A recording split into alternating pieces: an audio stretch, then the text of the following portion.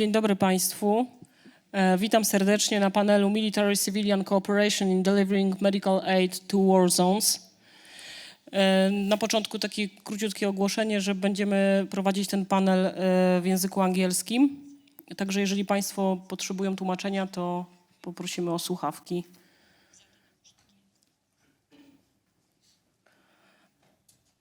First of all, let me introduce our guests, our group. Joanna Józefiak, founder and CEO of Mediciner International Healthcare Association.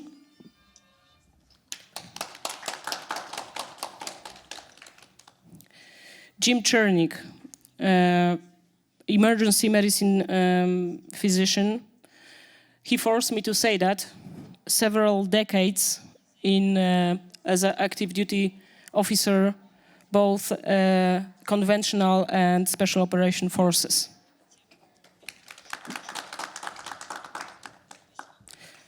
Oleksandr Ytsyna, surgeon, urologist, National Cancer Institute, deputy of the director of medical ward.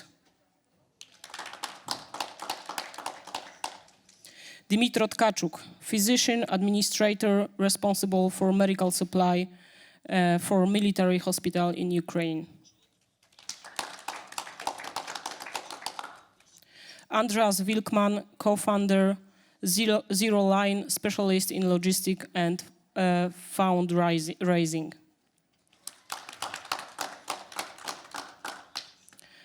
And Maciel Solski, Polska Organizacja Ratownicza.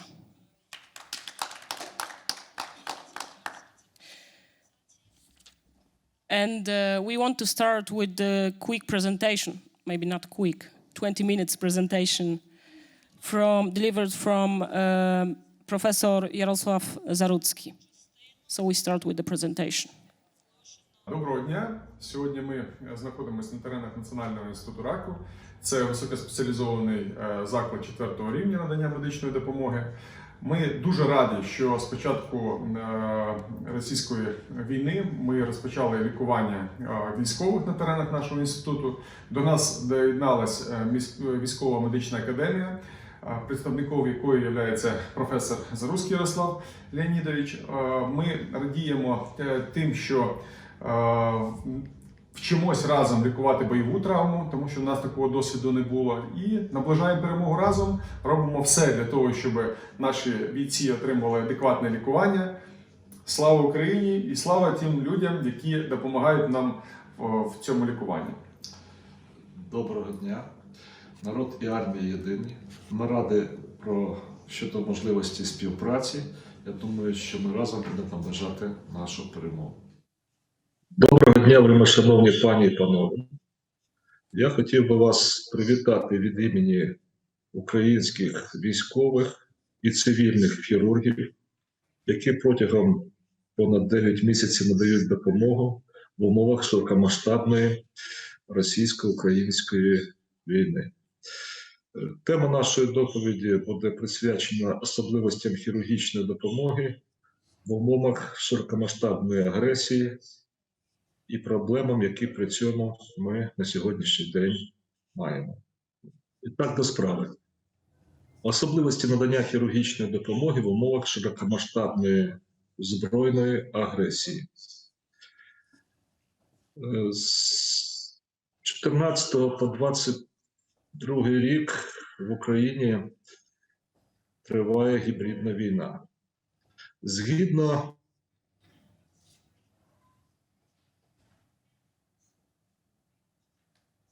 на випуску Академії випускників, то є використання політичних, економічних, інформаційних, гуманітарних заходів на тлі протестного потенціалу місцевого населення. Супроводжується прихованими військовими операціями, а відкрите протистояння застосовується на фінальній стадії для повної перемоги війни, що відбувається з 22 лютого 2022 року. Держава, що веде гібридну війну, залучає різних державних виконавців. І от з 24 лютого по цей час триває російсько-українська війна. Чи це є початком Третьої світової війни? Я думаю, що на це питання зараз ніхто не зможе достовірно відповісти. Система медичного забезпечення в Україні ґрунтується на базі системи етапного лікування з евакуації за призначенням. І на сьогоднішній день у нас також, як і в країнах НАТО, прийнят стандарт 10.1.2, який насамперед передбачає принцип своєчасності. Тобто золота хвилина. Протягом 10 хвилин після поранення треба надати першу допомогу. Протягом золотої години треба надати лікарські заходи щодо стабілізації життєвих показників. І заходи щодо стабілізації пацієнтів виконуються протягом 2-4 годин, в тому числі невідкладні хірургічні втручання на другому рівні медичного забезпечення. З 14 по 21 рік в Україні склалась система медичного забезпечення, рівнева система, де відпрацьовувались надання допомоги за її рівнями. Перший рівень – допомога в бойових порядках, другий рівень – невідкладна хірургія, третій, четвертий рівень – це хірургія стабілізації і лікування. Згідно даних ООН, офіційних даних, за період АТО в Україні загинуло 13,5 тисяч чоловік і поранено понад 35 тисяч. Система лікувально-евакуаційних заходів виглядала наступним чином.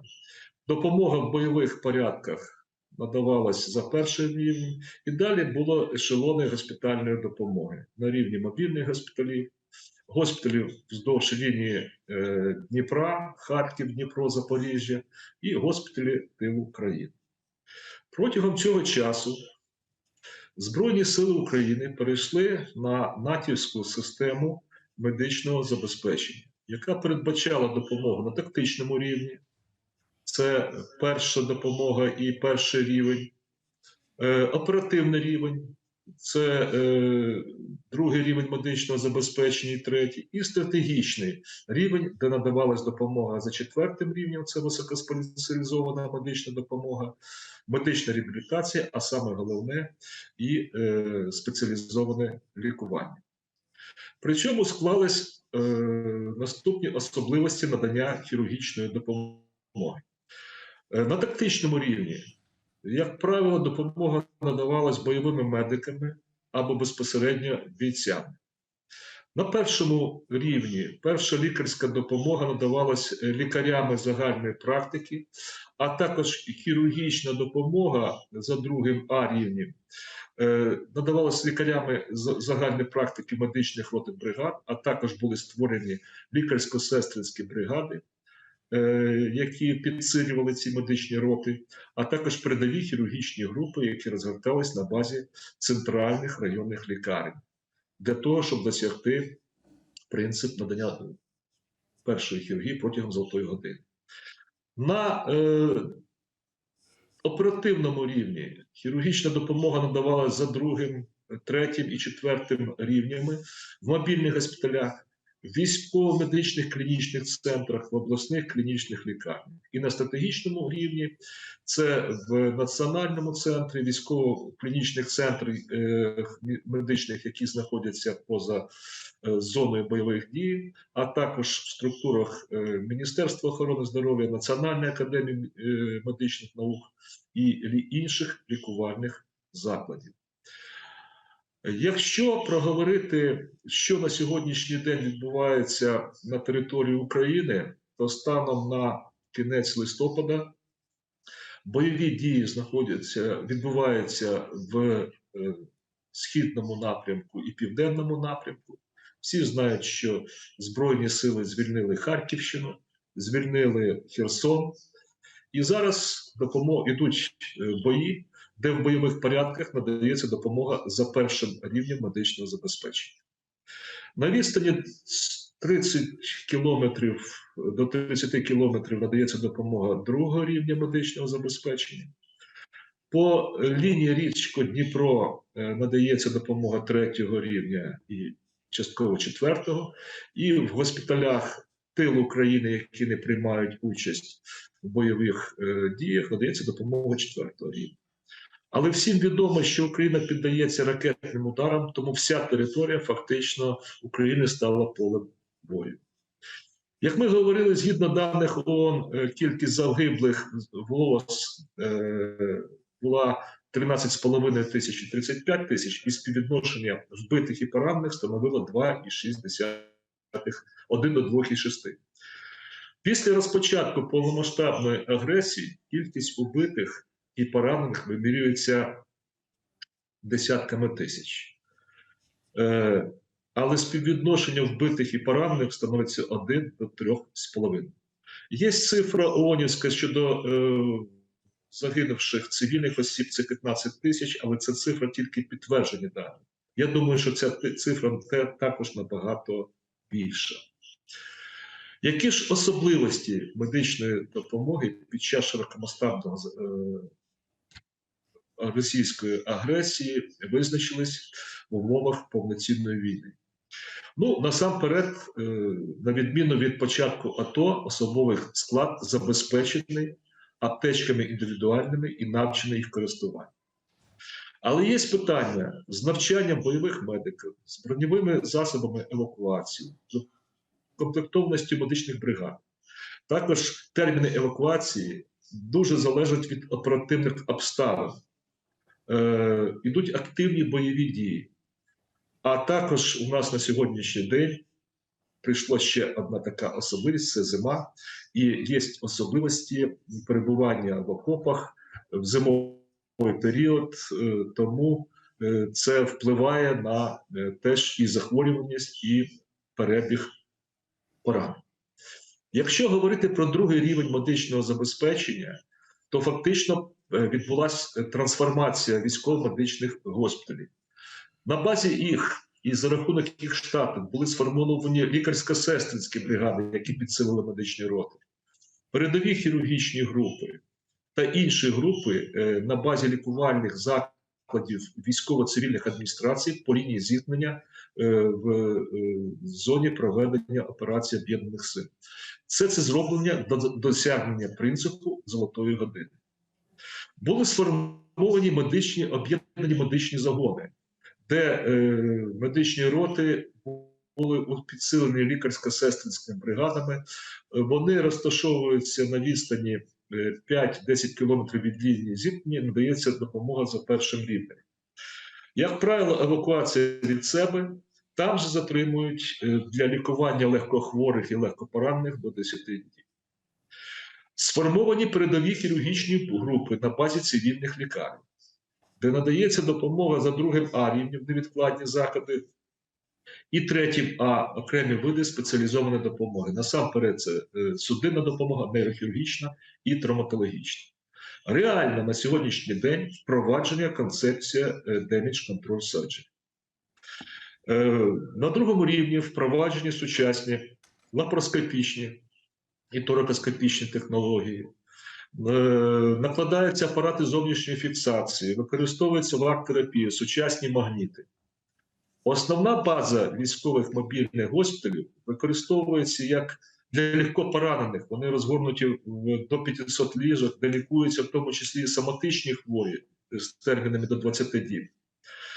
Є ще одна особливість. На підрозділи медичної служби Збройних сил випала функція надання допомоги місцевому населенню, де залишилось, в лікарнях залишилось всього до 20% медичного персоналу.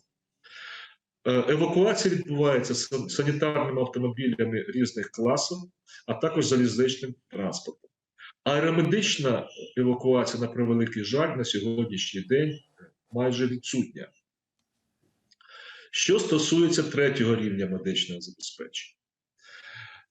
Реально створені територіальні госпітальні бази, які потребують подальшого удосконалення і фактичного узаконення на державному рівні.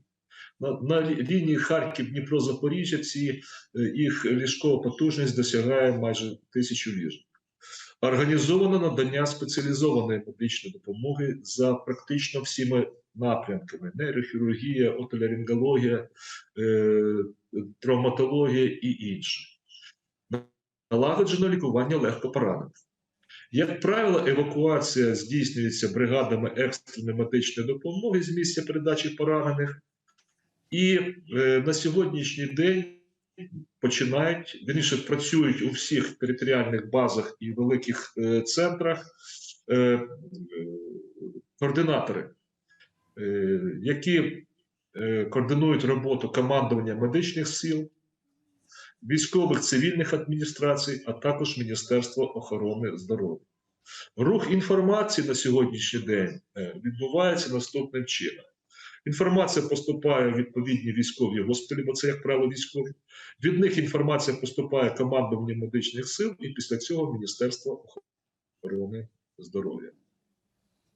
Що стосується 4-го рівня медичного забезпечення, в тому числі Інститут раку, на базі якого ми представляємо, працює якраз в системі надання цієї допомоги. Створені територіальні госпітальні бази. Ну, найбільш такі крупні – це в Києві, в Львові, в Вінниці, де налагоджено надання високоспеціалізованої медичної допомоги за всіми напрямками. Нейрохірургія, лор, офтальмологія, щелепно-лицева хірургія і інші напрямки. Організовано спеціалізоване лікування поранених до моменту визначення наслідків. На базі військово-медичних клінічних центрів, військових госпіталів, клінічних лікарень, науково-дослідних інститутів Міністерства охорони здоров'я і Національної академії. На сьогоднішній день створюється система реабілітації та реабілітаційні центри за різними напрямками. Евакуація, як правило, виконується бригадами екстреної медичної допомоги з вокзалу, з гелікоптерів, а також використовуються санітарні автомобілі всіх класів.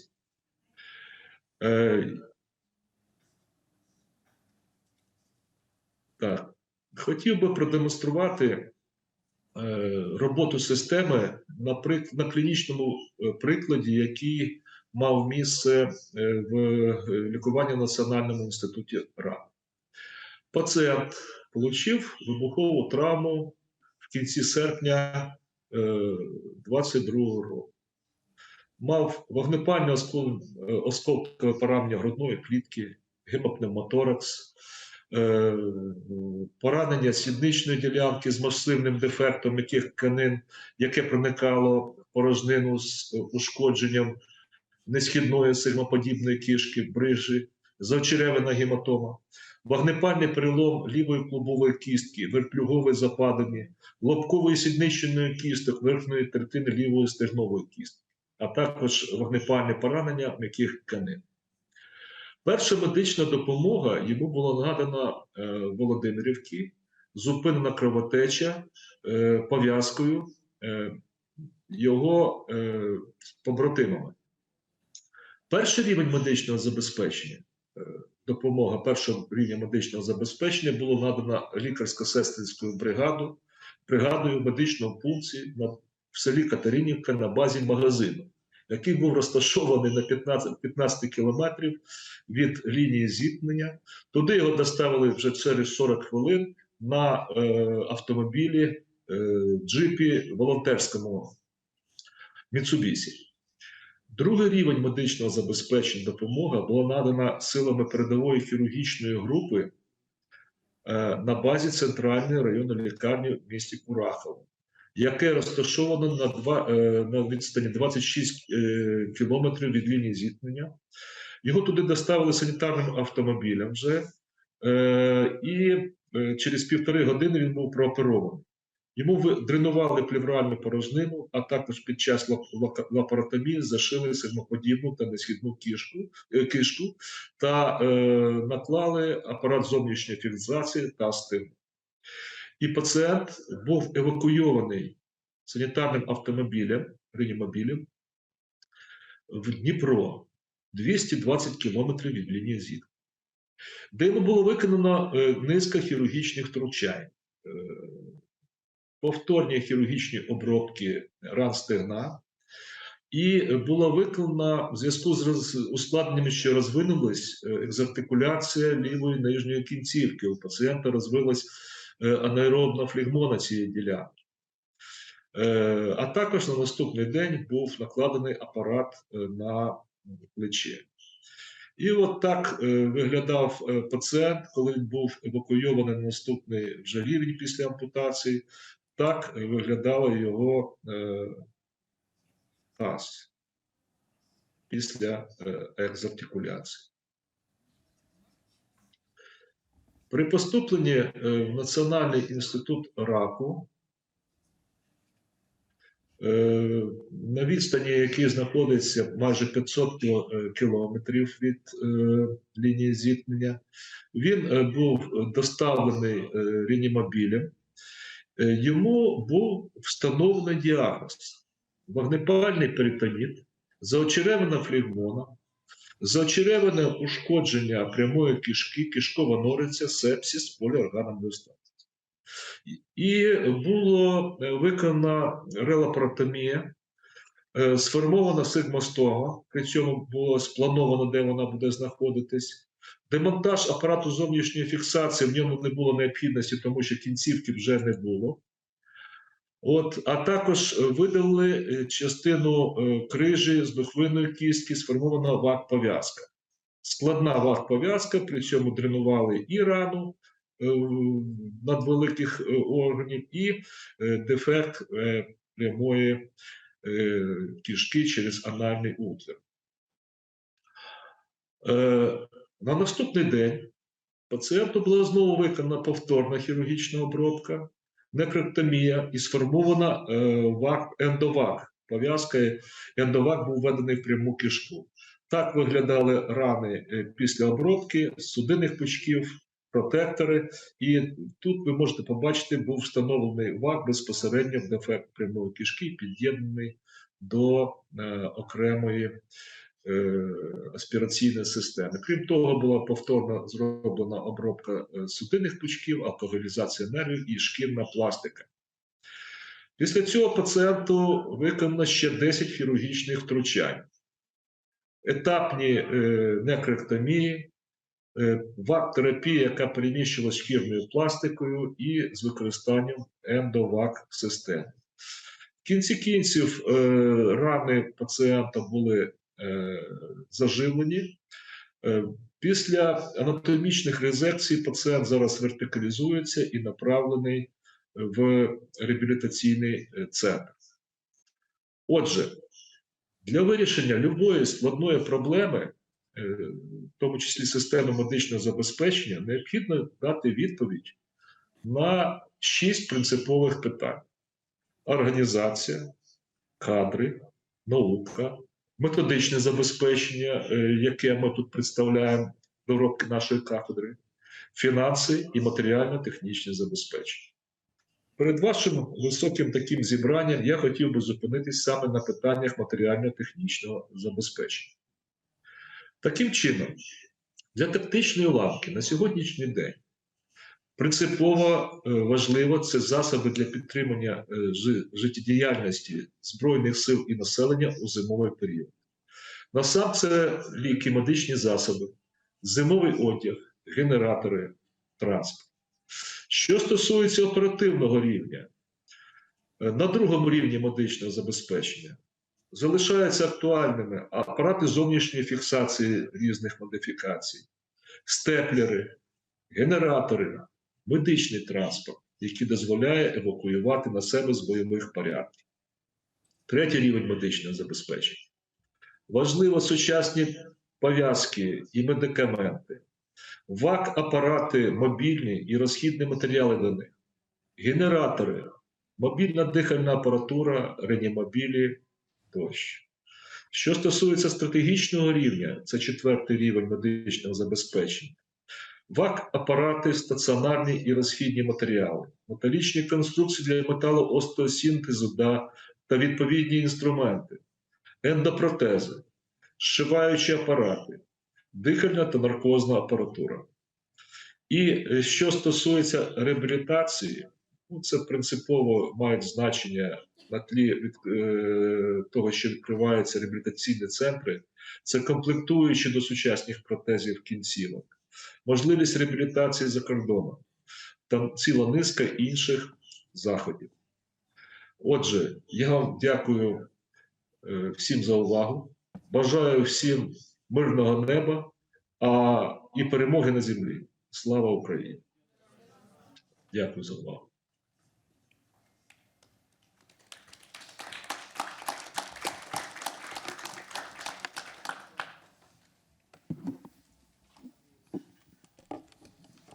As you all can see, the war is very brutal and ugly in terms of medical supply as well.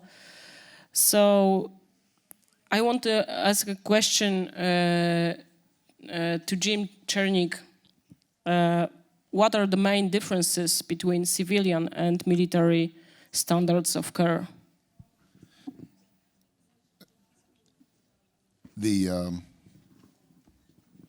I think if you want to boil it down to the basic issues, in wartime, the standard of care is about keeping the patient alive.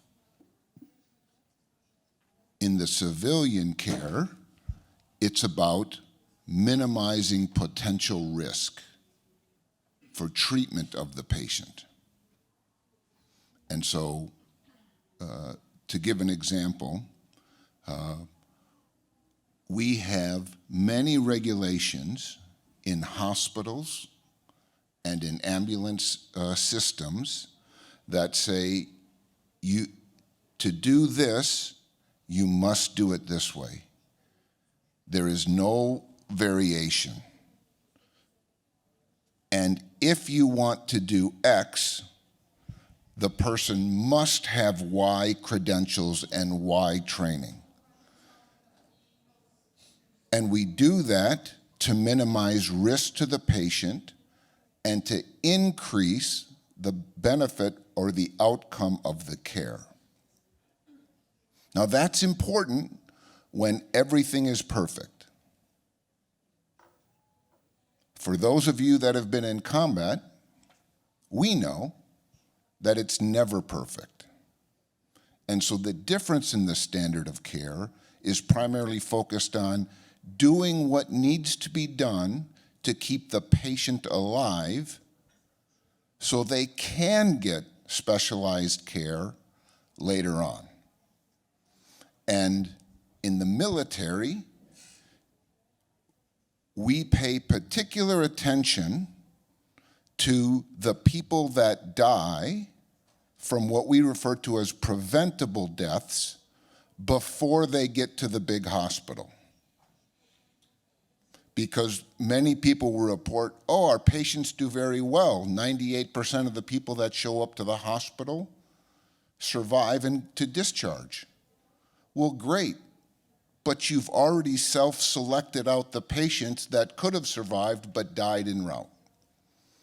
And often this happens is because we try to apply civilian peacetime standards of care to wartime.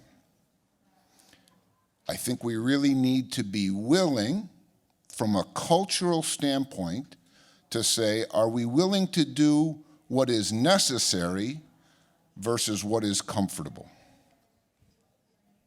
Okay, and next question, what can be done to decrease mortality rate on the battlefield? Excellent question. I'll refer to my previous comment, and I'll put it in very simple terms. It doesn't matter how good your doctors are, how good your CT scans are, how good your surgical equipment and your drugs are, because you can't fix dead. So if the patient arrives to you dead, all that equipment and all that training is for naught. And so in the military, we focus on from point of injury, right, from the moment that that person gets injured, and we focus on what are you going to do to take care of yourself, and what is your buddy, who is often not a medic, going to do. And then we think about care to keep them alive and also then improve their success a day later, a week later, a month later. So things that we can do in the deployed setting. There is already a very good standard, at least that is adopted by many nations, which is based off the Committee on Tactical Combat Casualty Care. And many nations have already embraced this. If you are not familiar with these standards, there's a simple, completely free app called Deployed Medicine. And it will lay out in great detail training, videos, etc. And what does that focus with? It focuses on preventing further loss of blood.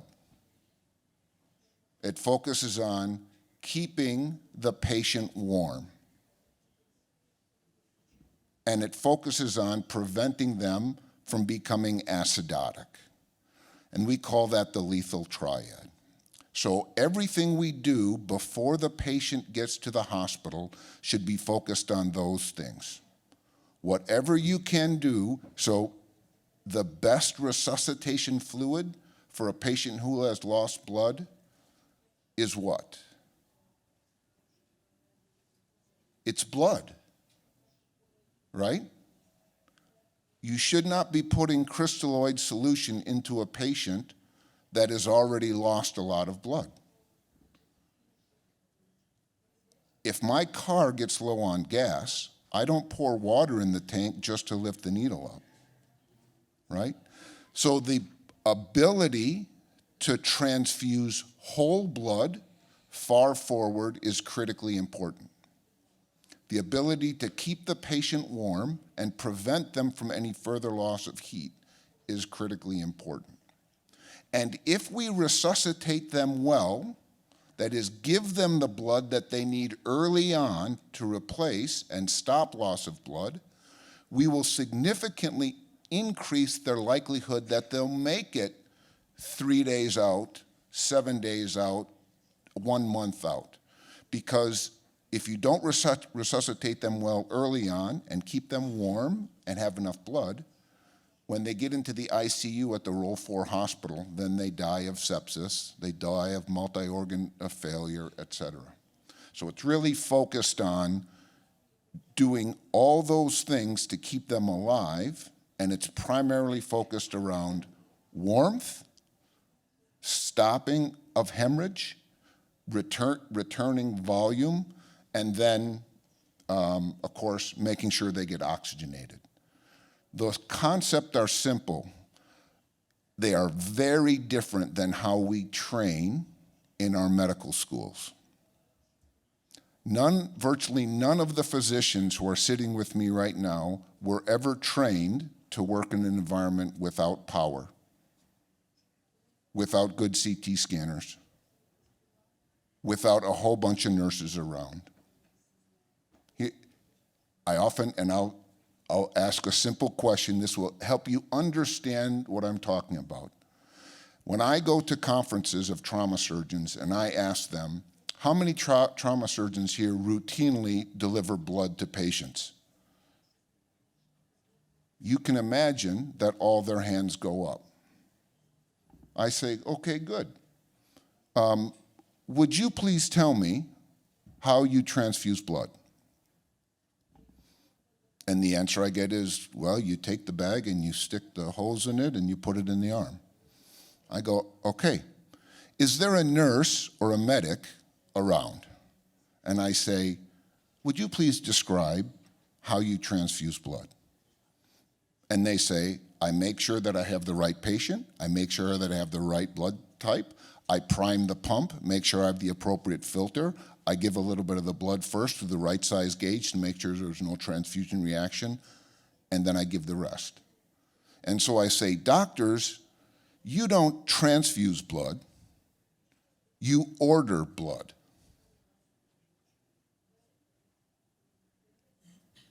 Doctors and providers order, the rest of the people execute.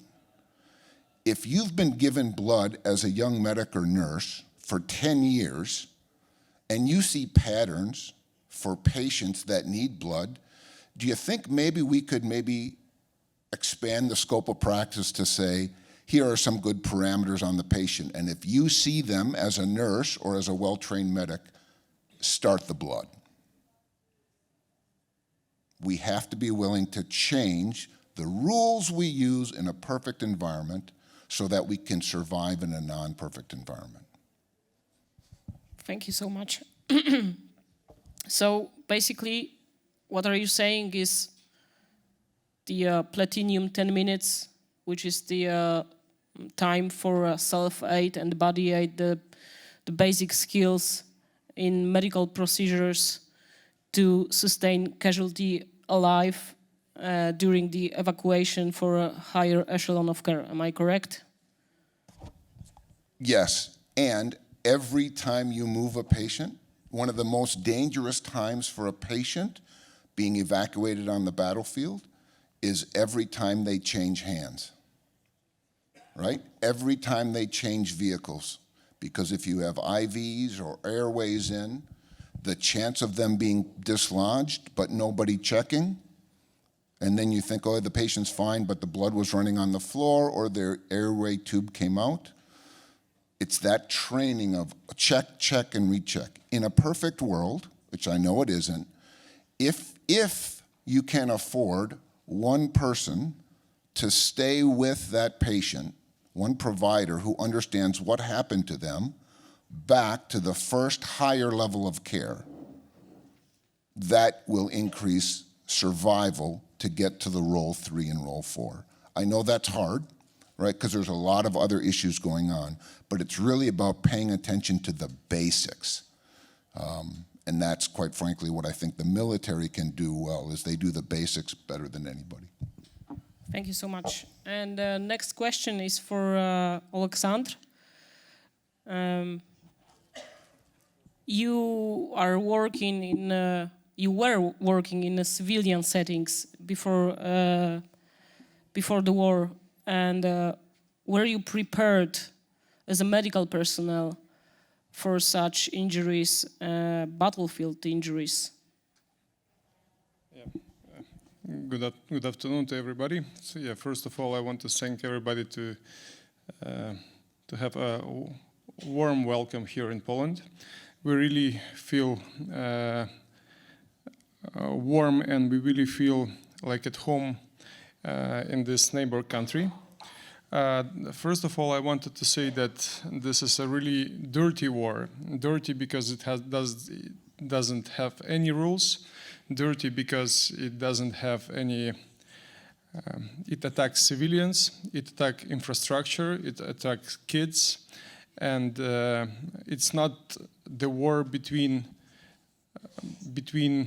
the military and the soldiers. It's the war that is related to the whole country. It attacks huge territory, and that's why we have a huge crisis, not only in the humanitarian part, but also in the specialized centers and hospitals that are giving the help for the people that were suffering and are suffering from the war. So we, as the highest institution, so as a fourth level institution that give all the kind of needed help. It's as a National Cancer Institute, before the war, we were never treating the war trauma, and we had never any expertise in the war, despite some of the doctors that were in the army for the army reasons, so when they were in the army. So for the first days, we were receiving the patients from the Bucha, from Irpin, from the centers nearby the Kiev, from the small cities. Of course, it was a little bit shocking to us because of the lack of the expertise, and the injuries were really dramatic to us. We didn't have so many problems in the beginning because the Ukrainian people are really unique. We didn't have problems actually with the blood because we had the queues with people that wanted to give the blood to the patients. And we had other problem that for many reasons a big amount of people left the country, and that was related also for the doctors and the families. Some of the doctors were giving the transfer for their families with the kids. So during first 2 weeks we had a collapse, and despite we have 1,500 medical staff in our institution, from which 500 are the doctors. So we had almost 150 doctors and the what was really interesting to me as a surgeon and as an administrator, that even with this amount of surgeons and the specialists, we were giving fully specialized healthcare to all persons that were needed the highly surgical help. So we were, during the first days, we had 600 patients, from which more than almost 100 kids. The kids were left to the neighbor countries, and the patients were normally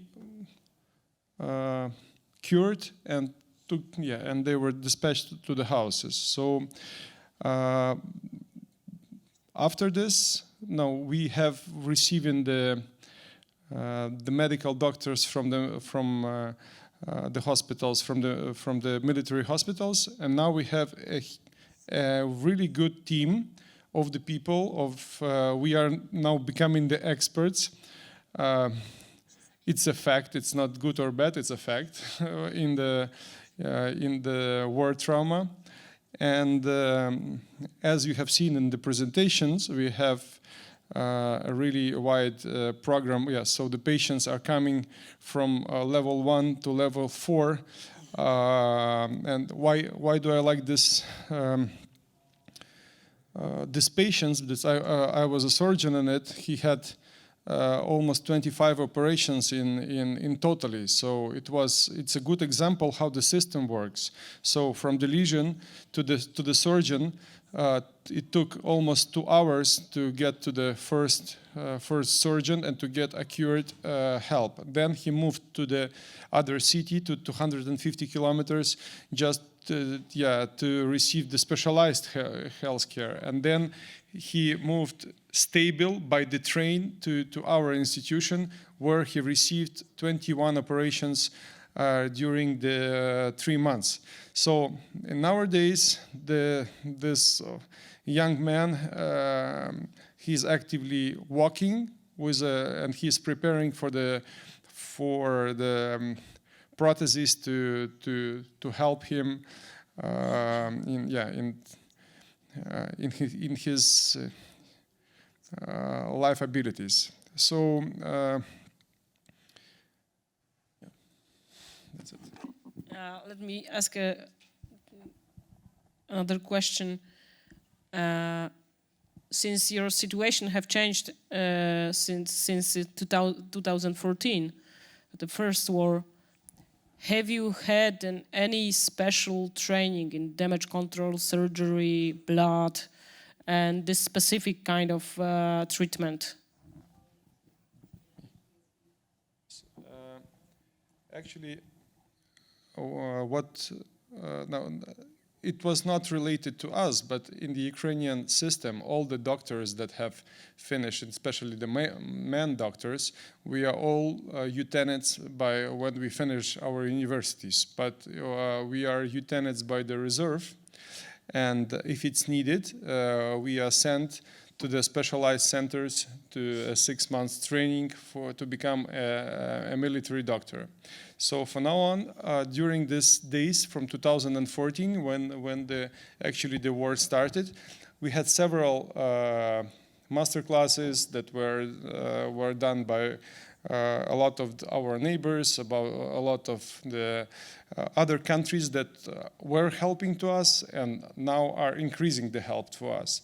So yes, it helped a lot, but in theory, it's one thing. In the practice, it's other things. You have to be having the muscle memory in order. I like to say that the good surgeon, to the good surgeon, even the death of the patient must not stop him to operate. So it's the anesthetist problem. So he must continue doing the work if he is a specialist and if he is the one that have put it to the work. So that's it. Okay, thank you. So just a quick comment on that. I think that the main, maybe not problem, but maybe it's problem on training is that every medic should have the abilities of the skills sets that are designed in the muscle memory. And of course, I agree that theory and training is not the battlefield, but as Jim said yesterday, train as you fight.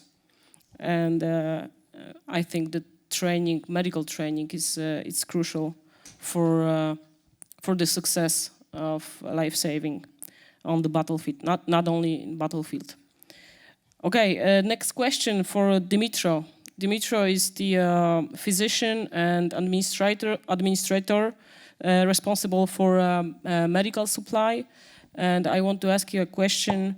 What are the main problems in medical logistics in your hospital? Доброго дня, шановне панство. Хочу, по-перше, подякувати за теплий прийом у Польщі, за допомогу таку, як висвітлення нашої проблеми всієї України в цілому і проблеми, так можна сказати, всього світу. Ваша підтримка дуже відчувається і дуже вам за це велика подяка. На даний момент існує величезна проблема з логістикою нагайних потреб. Це на даний момент російський агресор зосереджений наразі з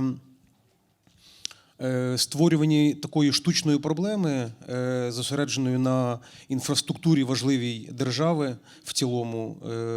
Це відключення світла, це не кажучи вже про звичайні домівки звичайних людей цивільних. Це в першу чергу це лікарні, це військові шпиталі, це військові частини, але найпершу чергу це лікарні, медичні заклади, які допомагають військовим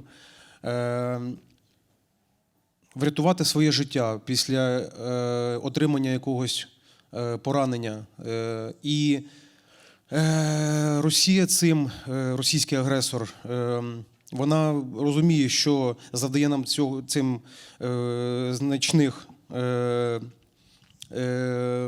ушкоджень. І найважча зараз потреба – це в налаштуванні та відновленні звичайних простих освітлення, тепло в клініках, тому що малий якийсь генератор, він може врятувати чиєсь життя. Якийсь логістичний автомобіль, який може відвести з одного пункту з передової до лікарні, це теж врятування чийогось життя, яке дуже важливо на даний момент. І ми зосереджуємося зараз на прифронтовій зоні, це напрямок Запорізький, це Харківський, це Дніпропетровський, це всі напрямки прифронтової зони.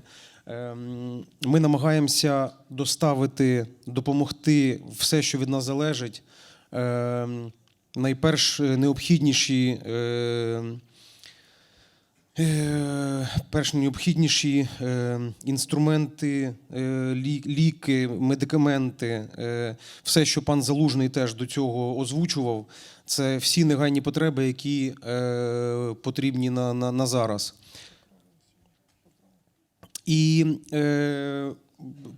ми зіткнулися з цією проблемою після деокупованих територій України, які залишила, як спочатку вони, російський агресор захотів захопити, і в них не вдалося, але вони нашкодили, покравши техніку, автомобілі, аграрної інфраструктури, медичної, і просто нашкодивши, виводили з строю цю техніку, і тим чином вони нам роблять важких та значних пошкоджень. І ми намагаємося це все поставити на більш такий, це зараз сама негайна потреба, яка є на даний момент. Бо час це саме головна і в людському житті, а особливо на війні, час це відіграє важливу роль в житті людини. І маленькі такі частинки інфраструктури, навіть той же автомобіль, він може врятувати не одне життя. Тому ми докладаємо усіх зусиль, які від нас залежать, щоб та чи інша техніка доходила до пункту призначення безперешкодно в найближчі, найкоротші терміни, тому що виникає проблеми на кордонах з комунікацією гуманітарних грузів, які вроді, казалось би, нічого такого, але важливий груз гуманітарний, який нагайно потрібен на передовій, він чомусь може затримуватись на дні, на тижні навіть для якихось вияснень питань, хоч йдеться просто про негайні потреби людські. Тому ми намагаємося і все робимо для того, щоб це звести до мінімуму, щоб наші медпрацівники та солдати, які отримують і потребують допомогу, отримували все вчасно. Of course, yeah, please. Just want to add some quick comment. All the surgeons, all the nation became, half of them became of the volunteers. So we as surgeons from Monday to Friday, and we become from Friday afternoon we becoming volunteers, and we often operate in the battlefields, and we are going outside of our hospitals to improve the medical health care in the battlefields. So what is the point is that there are some regions in Ukraine that, for example, in the Kharkiv region, as Dmitry was saying, after Russians have left the occupied countries, they have taken all the infrastructural needed cars to remove the snow, the cars to make the basic things, the needed basic things for the municipality. So and of course all of the bridges are destroyed. So to get to the hospital that had the distance of 60 kilometers before near the Kharkiv zone, so we were driving almost 12 hours to get the distance of 60 kilometers because there is total off-road, and the problem is to get there. When we get there, there was no windows, there was, as Jim said yesterday, it's really hard to operate in the place where there is no windows, there is no such a help like as assistance, and the generator might be off because there is no petrol or diesel to put into the generator. So we have a huge infrastructural problems, and that's why I totally agree with Dmitry that it's from the first sight it can be simple things that we need, but those simple things are making the people alive. And I'm just going to, again, from a 30,000-foot perspective. I like to look at it in combat, you move at the speed of war. In peacetime in the civilian sector, you move at the speed of bureaucracy. And the speed of war really can be equated to the speed of trust. And so this is part of that mind shift that's got to occur, is in bureaucratic organizations, the concern is always for the welfare of the organization that things are passing through.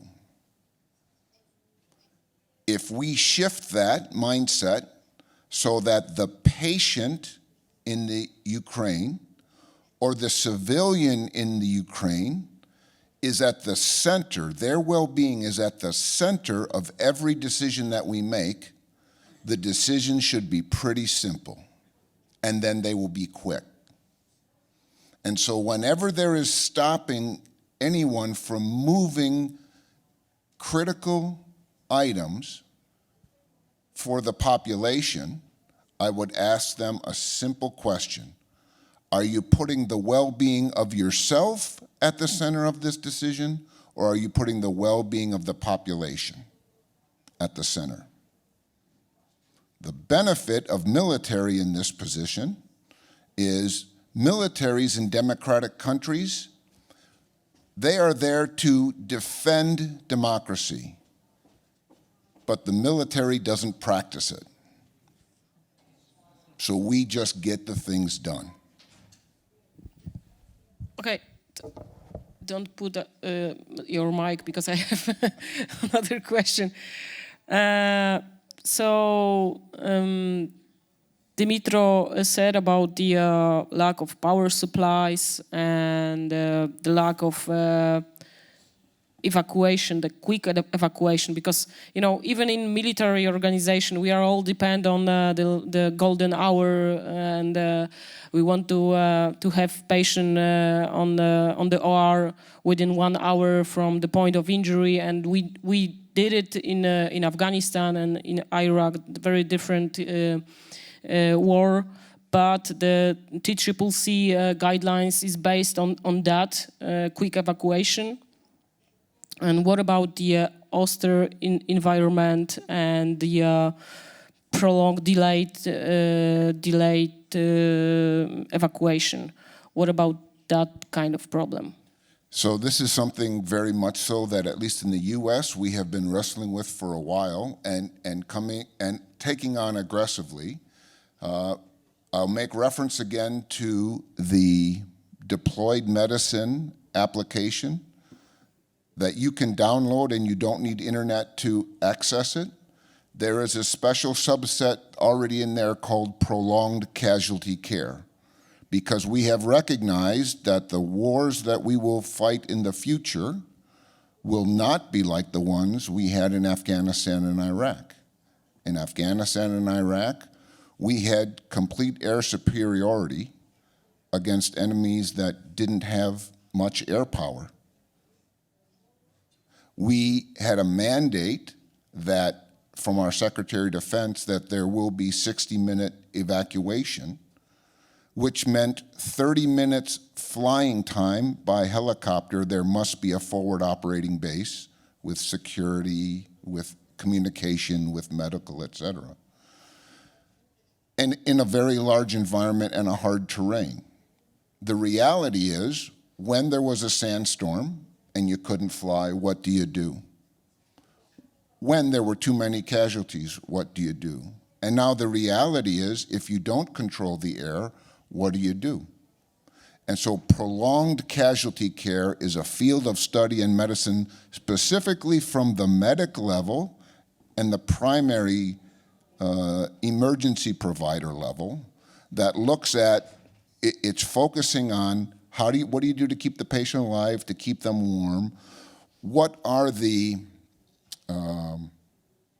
what must you do to keep them alive versus what is the comfortable or convenient thing, right? So we've already had patients in the US that are taking blood from this person right now and giving them to that person, right? Those type of activities.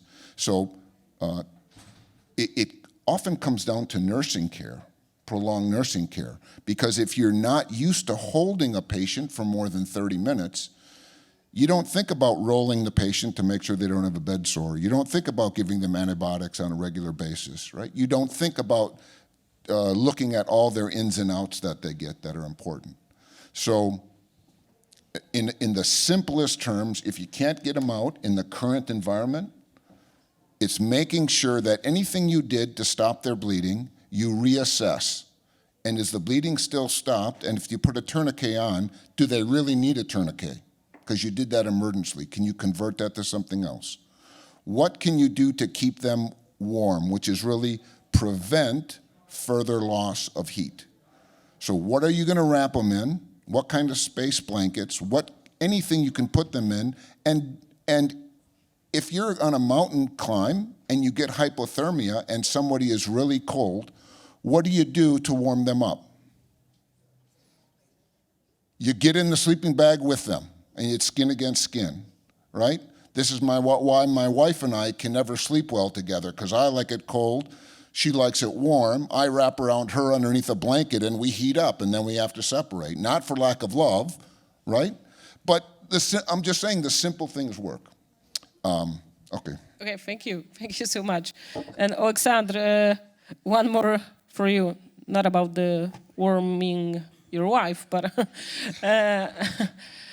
more about the civilian healthcare system, because we are talking about the battlefield injuries and the mass casualty and the difference between military civilian standard of care. But the life is going on in Ukraine, and you have also your routine patients. Your as you said, you work in a cancer institute. What about that part of medicine? I would say we are not only the cancer institute, but we have the biggest data center in our institution. So we are good in statistics, so we can easily say how the statistics now on we have 20% less amount of cancer patients because of the migration of the people for many reasons. Some of them they just can't come to the specialized center because of the logistics. Some of them left the country, but it's 20% less. We know now that from almost 2,000 patients that we have cured, the military patients, we have 15% of the patients. 15. It's a huge statistics that had a cancer. So the soldiers with a cancer, and it was like almost 300 patients with a cancer. That's something new for us. And if we are talking about general problems that we are discussing now, actually, is that we have the huge problem with the occupied territories, because Russians have taken almost everything from the infrastructure. And the sad story is, I'm always, if we are talking about what makes people sad, for example, we are the most dangerous and most sad road to me is from Kiev to Zhytomyr is just the highway of 100 kilometers. It's not a huge distance, but this highway was that the Russian tanks were coming from this highway, and they were driving with the tanks and just destroying everything that was beautiful. So all the cafes, all the restaurants, all the infrastructure during 100 kilometers, they were just destroyed. The purpose is to destroy. It's to make people fear. To make people more frightened, and it's about, I think, jealousy. I can't explain like a human being why they are doing this. And as we were speaking today with with the mayor of Trastinets, it's in Sumy clinic. he was saying that they have just built the hospital, 200 people, brand new hospital, and they just opened it in last year. So the Russians came to the hospital, have seen that the hospital, it was deoccupied and there were no people inside of it. They just came with the tanks and put 70 missiles in the hospitals. So, to me, as a human being and as the person that has, the biggest question is why, when it will be stopped and why they are doing this. The second question is that if we have such a huge problem with infrastructure, because all these territories, and we have 3,000 kilometers online of the territory that is that has the battlefield, and we are moving this territory to our side, of course, and those are the biggest problems, because in those places the people are, despite we are often taking the humanitarian cargoes from the border, and the good statistics for me as a Ukrainian person is that before I have seen the huge queue, the people were leaving the country. Now I'm seeing the huge queue, the people are going inside of the country. So that means that the people are returning to the country and they want to live and want to be in the country and to produce and make the economy run. So by that places we have a huge problems, and as the territory is enormous, it has to be of course helped, and if turning back to the things that we are talking about, if what we really need, we not only need to make it work, but also we have the problems with the ability of the doctors to study the techniques of saving the people, and it has to be the special courses. It has to be really fast implemented in order to help how to provide the fast healthcare by the native standards. Yes, so it has to be fast and it has to be useful, because as we were saying in the beginning, is that there are differences between tourism and immigration. Yes, as you tell. Yes, so there is a huge difference between how do you cure.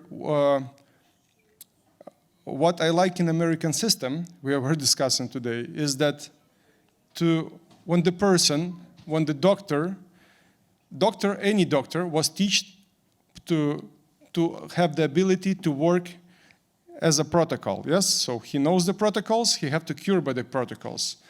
But the system that it's needed for the war, it's the muscle ability and just the skills to make the person alive. So, and those courses of 6-month courses, maybe some of them exist more for less than 6 months. That's what is mostly needed to train the people to save the human being lives. That's because I would not say the statistics, but if we have the statistics of the war of 2014 to 2022, it's like 50,000 people. So I would say it's not only double, but it's much more. And the statistic of injured people, it's 3.6. So if we have 3.6 to the dead people, so yeah. Huge number of casualties. Yeah. Okay, so let's move to the actually civilian-military cooperation. And as for supporting Ukrainians in their fight, I want to ask Andreas Wilkman, because you're supporting both the civilian and military units. What kind of pros and cons have you experienced during the whole supplying support? Yes, thank you for being here. Yeah, good question there. Just as background, me and my friends, we emptied a military store in Finland the first weekend. head over and brought that for the military. But at the request letter from the military, there were a lot of medical things also. So they're trying to figure out what should we prioritize with the money we have. That's a big, big challenge in this kind of crisis. So there, we delivered what we could get hands on, what we saw the most important there. We felt, at least the West and so on we can, because those we know, like, we need to show some example. So after everyone teaming up and being on the same road since then, having brought in with my teams roughly 30 to 40 million in different aid, we noticed, like, yeah, war is a crisis, and usually in crisis people get very emotional, and there is the challenge of having this analytical approach. Yeah, Ukraine is not as America in war. You have unlimited resources. You can have like the best case scenarios. You're trying to copy here. That's the total. You have to forget that one. So with having the fortunate of having really, really wealthy people, just saying, we open up the wallets, please try to save as many lives as you can. Then looking out and asking for, we managed to get directly to the hospitals, ask, what do you want? Everyone had a full list. Like, no, I come from Finland, but I'm not Santa Claus. I cannot make all the wishes true. Sorry. Even if we have like a few millions, we still have to prioritize how can we save the most lives. And that's been a really challenge. We tried to reach out to the hospitals, like, okay, what do you want? Everyone had a little bit the same, like, okay, you have the Lviv, you have the Kyiv, and so on. And I was like, okay, this is quite hard now, saying, like, what should we prioritize? And like sending back, no, please send us what items would save most lives, so we can make a calculation. Okay, with these 100,000, we can save that many lives, this and this. But there we noticed, like, getting in touch with the military hospital, a little bit outside of Kyiv. Well, there we found more of a military guy, had the same situation with the hospital, but there we could get like, okay, yeah, with those kind of equipment, we can save X amount of lives per day, so that we don't have, and so on. And then we could get back with that prioritization, because somehow the army, it knows how to keep things simple. It's like, okay, as an example, I have there, we got from them, we got the information, like, yes, one of the main crucial parts that we cannot source here and we cannot get in Kyiv area where it was siege. This was the second week of the war, 10th day, I guess. It was portable ultrasound equipment, because it's Ukraine, not a wealthy place. So you hadn't those Western, like you could go and check out all the patients. You had only one, maybe ultrasound, this kind of older one at the place. So they said, like, if you could get those, we can save a lot of lives. So then we got that with special arrangements. We had army securing it with the train going from Warsaw to Kyiv, having that one brought there. The original plan, like half of those ultrasound equipment brought to the Kyiv University Hospital would go to the army hospital. So we had army people bring it to the university hospital, and then it should have been forward. But when the army people from the other hospital came and picked them up, half of them, they said, like, no way. They're saving life the whole time. We cannot give anything. So we got that information, and then we had to send in a new batch. Fortunately, we managed to get in, but that's one of the things I think, I hope that could be researched also now from this one. Yeah, I know it's quite hard to try to get a kind of value on certain equipment, but like what equipment could save, and trying to find those bottlenecks. So when you don't have unlimited amount of resources, if you just have like a few millions and so on, where can you save the most? And having that one also up to date, and then trying to that the hospitals would have coordination internally.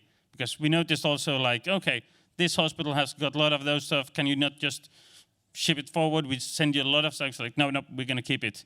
Because everyone was fighting for their own resources, and that's an unfortunate fact.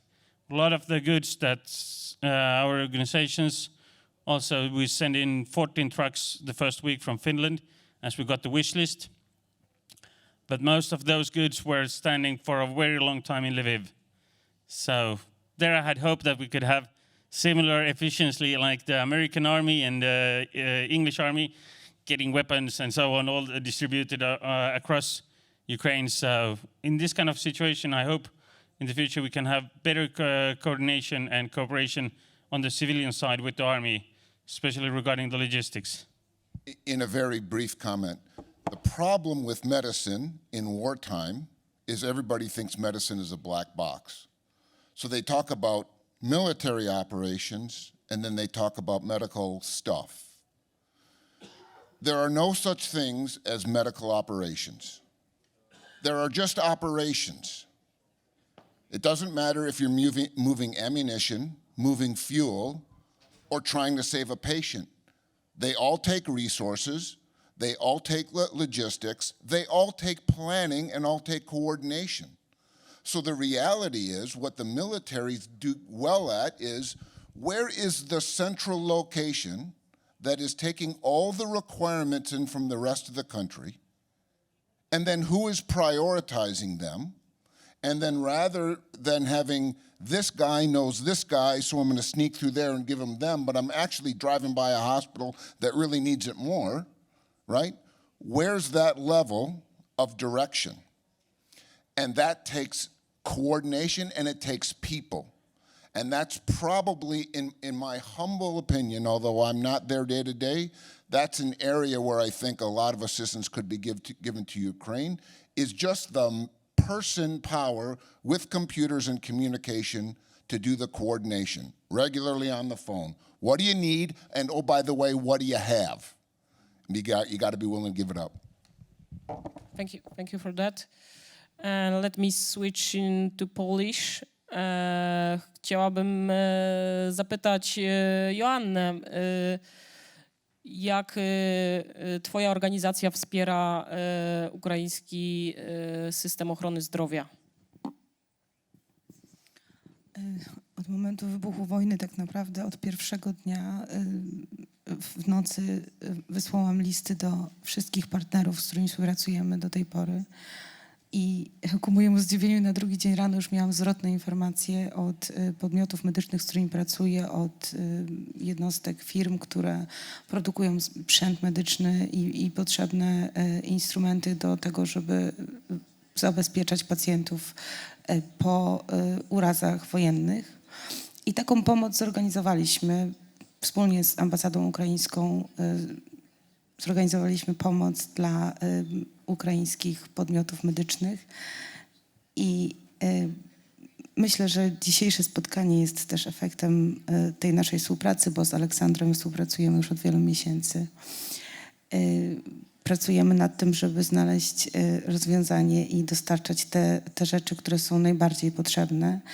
I naszą misją jest w tej chwili zbudowanie mostu pomiędzy właśnie medycyną militarną, a tą cywilną pomocą, która jest bardzo istotna i na tym się obecnie bardzo skupiamy.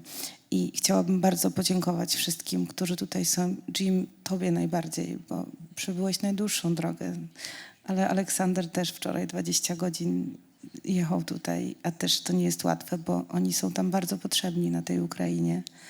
Lekarze w tej chwili odgrywają bardzo istotną rolę, nie tylko wojsko, ale też lekarze, ale też my wszyscy, którzy wam pomagamy, czyli właśnie ci cywile, tak? To mówicie o tym, tak? Zbyszku, ty też tu jesteś, nie wiem, widzę ciebie. Też tobie dziękuję bardzo i gratuluję tej inicjatywy, bo to jest cudowne i piękne, naprawdę. A ty zawsze gdzieś tam się chowasz z tyłu. Zupełnie niepotrzebnie. Dziękuję. Ponawiam pytanie tutaj do pana Macieja Solskiego. Jak Polska Organizacja Ratownicza wspiera Ukrainę? Jeżeli chodzi o Polską Organizację Ratowniczą, grupa ratowników, którzy w dużym stopniu cały czas praktykują. Od początku konfliktu chcieliśmy się zaangażować, natomiast widząc ogromne zaangażowanie i po stronie naszego rządu, i po stronie organizacji rządowych, pozarządowych, które zaczęły wspierać działania już przy samej granicy i po stronie ukraińskiej, postanowiliśmy się skoncentrować w pierwszej fazie na organizowaniu pomocy dla imigrantów, ludzi, którzy uciekali. I pierwszym dużym działaniem po naszej stronie było bardzo szybkie przemodelowanie aplikacji, której na terenie Polski używamy na co dzień do powiadamiania się nawzajem jako lokalne społeczności o zdarzeniach różnego rodzaju. i przystosowanie jej do języka ukraińskiego, a następnie do funkcji, w którym obywatele Ukrainy przybywający na teren Polski, nie znający języka polskiego, będą mogli przy pomocy aplikacji przygotowanej na język ukraiński poszukiwać miejsca do noclegu, poszukiwać punktów rejestracji, poszukiwać lekarzy, poszukiwać miejsca, w którym będą mogli zjeść, ogrzać się, dostać ubranie. I to była taka pierwsza nasza idea i to, co się udało nam zrobić jako najszybsze działanie. Następnie udało się przeprowadzić kilkanaście transportów sprzętu, ale tak jak tutaj wszyscy wcześniej mówiliście, istotne było najpierw znalezienie odbiorcy, który rzeczywiście z tego sprzętu skorzysta, a nie wysłanie tego gdzieś tak na sztukę, tylko żeby pojechało. Więc udało się znaleźć szpitale dzięki zaangażowaniu całego zespołu, który tutaj dzisiaj jest z nami.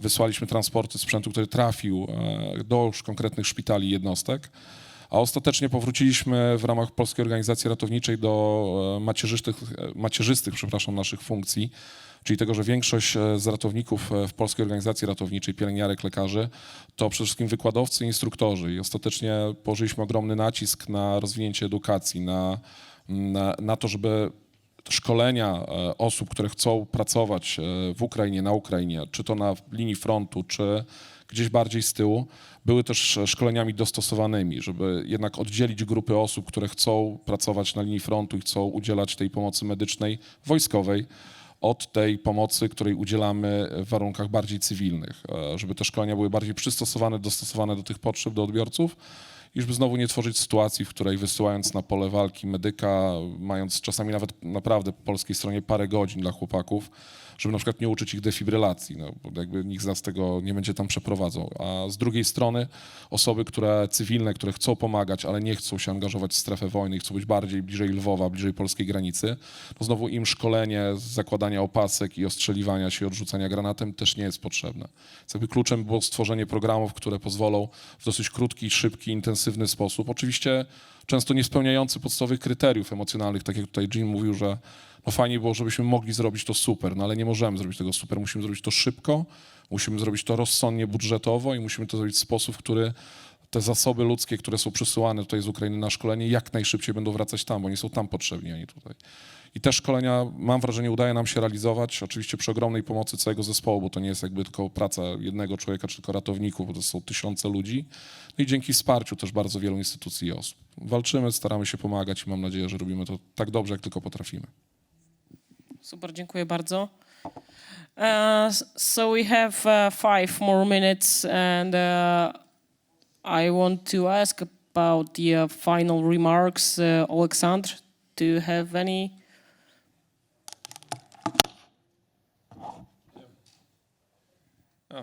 First of all, I wanted to comment that despite being like almost 7 times smaller than Russia, we are beating them, beating in the field, beating mentally, beating mentally, morally, by the deepness of our faith. And we are the country that never asks for the help because we have enough strength to keep the battle and to win the battle. But I would make the comment as a surgeon, I would say that the patriot of our country, is that this is not our war. It's really dirty war. It's a war of principles.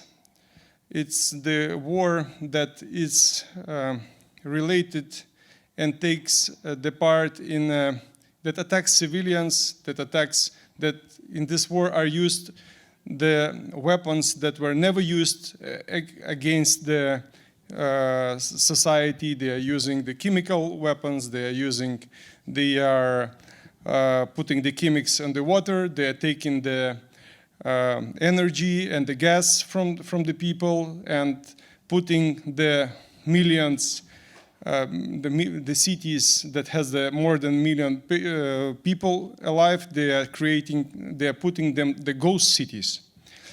And actually, for this reason, the only thing that we want, it's for sure that not today but tomorrow we'll finish this war. We will win this war. and we will celebrate a long time the victory together. But it's not only about winning the war now. We have to be, the help has to be not only by the weapons, but the morally help. As official statistics, Ukrainian Statistical Ministry of Health says that only 3% of the population receive the psychological support help, national help. Yes, so we need, for now on, we need all of this simple but useful tips and tricks from the countries that can give this support. And for sure, Ukrainians, they are not people, they're people that want to live in their houses. Even when they immigrate somewhere, they have the highest rate of ability of going to the work. For example, in US, we have a biggest amount of the green cards, just because the Ukrainians, when they come there, they go to the work from the first days. They don't apply for a refugee help, they want to work. And it's really good statistic as to me, as a Ukrainian person, that I see that the people are coming to the houses. So I just kindly ask you that we need all the kind of help. And with this support, we will win fast this dirty and dirty word about human society, about being human, because this is the word of not only of interests. This is the word of the peace and devil, and we have to win this battle. So thank you so much for everything. Thank you for all support. We feel actually. If talking about the Poland, we were brothers, but now we were neighbors, but now we're becoming brothers. So, and if talking about other countries, all the programs, all the programs that are related to the medicine, to the high standards of military help, we are receiving it, and shortly we will be celebrating the victory. Thank you. Thank you so much. And I think that's the greatest conclusion of the panel. From my side, I want to thank Joanna, for getting us together and push hard, to make this panel happen. I'm very thankful for your effort, and I want to thank excellent experts on this panel. So thank you so much, and that's the end.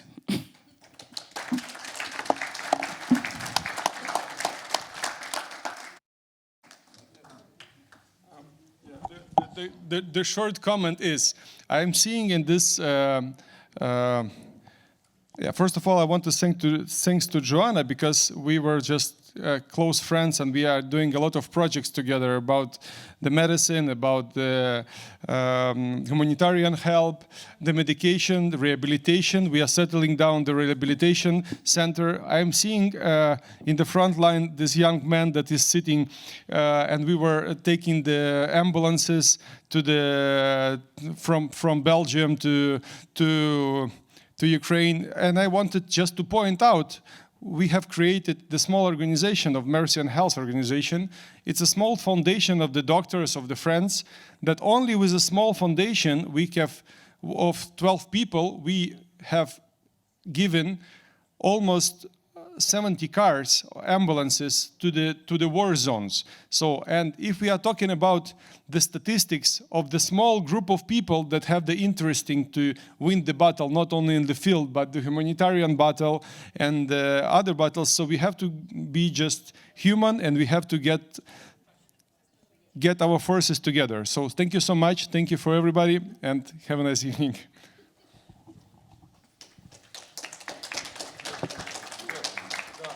And of course, real thanks to my wife, Katya, because she's, twice she told me that she will leave me, but but if they got, because despite she's so smart and young, she is taking with this 48 kilos of the weight, she is taking